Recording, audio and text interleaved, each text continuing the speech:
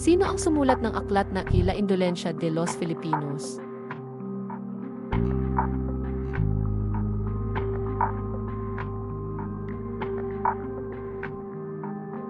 Ang lungsod unang itinaas ang watawat ng Pilipinas sa Mindanao. Cagayan de Oro. Ano ang pangunahing layunin ng Spanish Reduxing?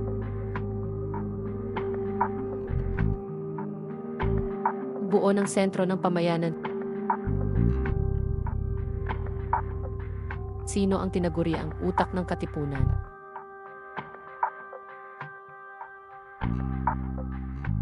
Apolinario Mabini. Anong dokumento ang nagtatag ng Republika ng Malolos? Saligang Batas ng Malolos.